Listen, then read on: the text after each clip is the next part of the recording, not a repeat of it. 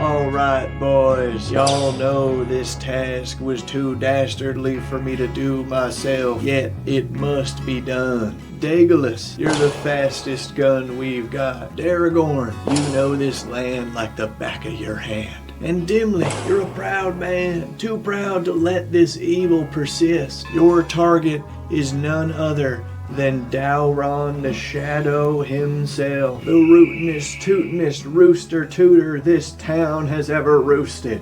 Any questions? Just one, Sheriff Dandolph. What do we do when we find him?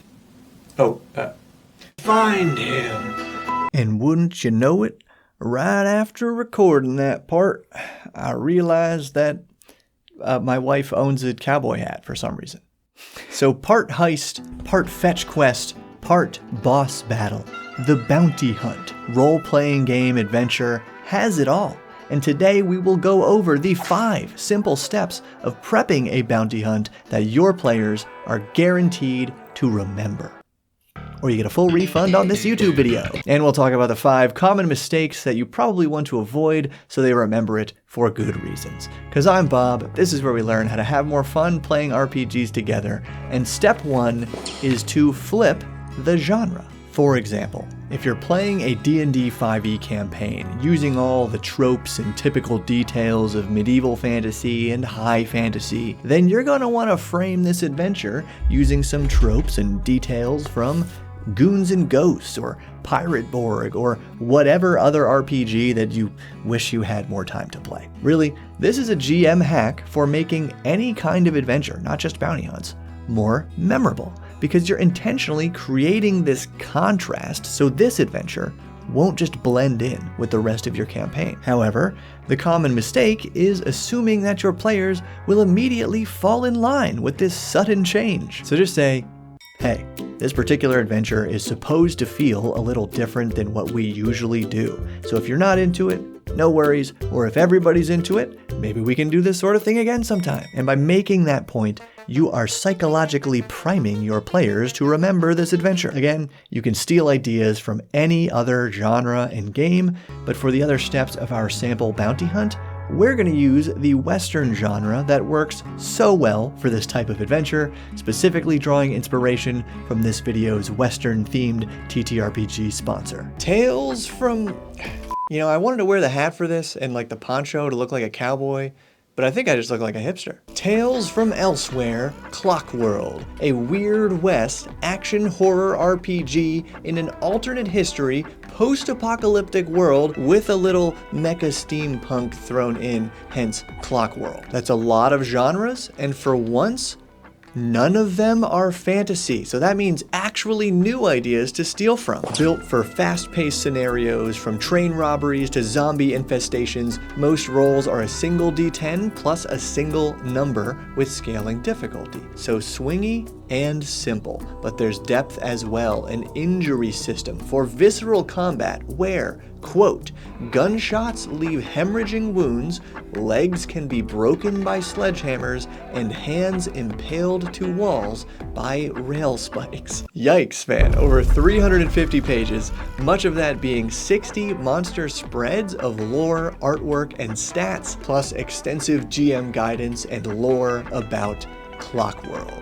Check it out today on Kickstarter through my link below so they know who sent you. Step 2, create the quest giver. Because everything else about this bounty hunt, the target, the bounty, the other challenges, it all stems from knowing who this quest giver is. And while it's tempting to just choose a lovable NPC who's already part of the campaign, who might establish player buy-in right away, you're gonna want to take it 1 degree away from that lovable NPC. It's the NPC's cousin, or their boss, or their neighbor, or better yet, the cousin, boss, or neighbor of a player character. You want some familiar but distant relationship that makes this quest giver trustworthy but new, and gives us a little buy-in but is still memorable. And that's the last time I'll use this weird inflection thing. Now grab the RPG for your genre of choice and roll on some tables. That's right, No brain cells required here, folks, and that's worth a thumbs up, right? But seriously,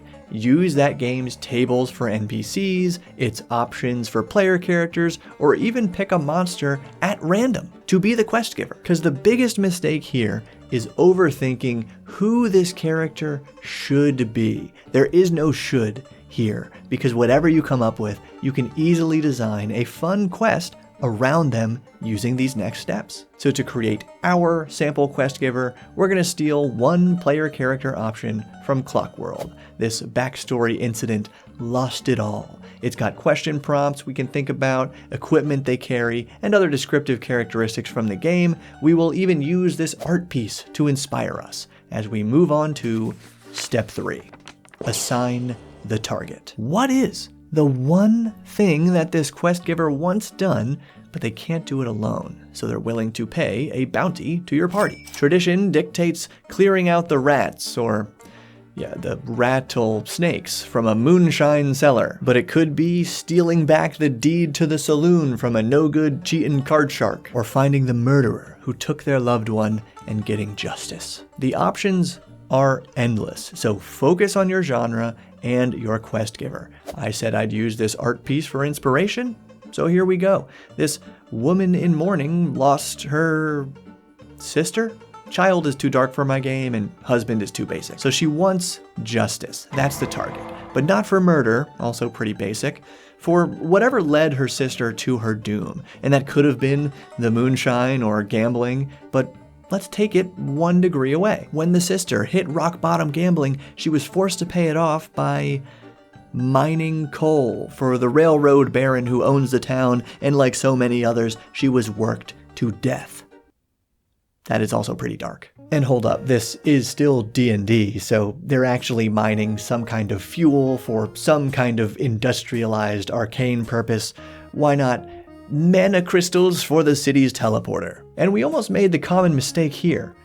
Justice is way too broad for a target. Are the PCs supposed to kill or scare straight this baron, or evacuate and flood the mine, or blow up the teleporter? For any old adventure, this broadness is actually a plus, and you want the players to decide what justice means. But what makes this quest a bounty hunt and makes it easy on the players is that you assign a specific target. It doesn't have to be a criminal or a monster like a very traditional bounty hunt. It's just gotta be, do this one thing. And explosions are always great, so we're gonna go with blow up the teleporter. Step 4, pick needs and obstacles. Speaking of obstacles, the reason I didn't record outside today is because the cicadas, man, so loud.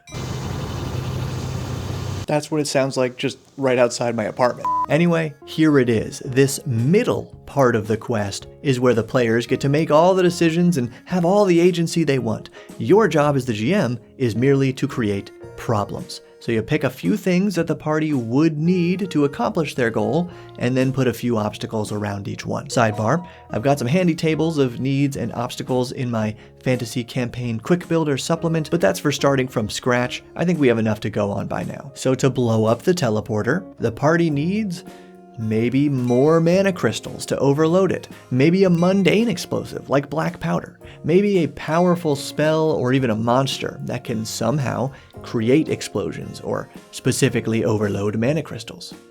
Needs, done. Now obstacles. If the party chooses to get black powder, it's expensive and probably illegal to buy the quantity required for this job. If they choose mana crystals, they'll have to infiltrate the mine itself or a heavily guarded warehouse. If they want to use a powerful spell, and they already have access to Fireball, that is genuinely too easy, so maybe we rule that a spell like Fireball would chain reaction blow up the city, making the PCs about as evil as the evil Baron himself. But some rare spell or monster that can overload mana crystals sounds really cool. So why don't we combine those ideas into a living spell that would have to be captured and then released upon the teleporter? Obstacles, done. Now you just grab a list of names, a couple maps for those locations, and a few relevant stat blocks. And that's it. Yes, the huge common mistake here is to also plan the solutions. Wrong.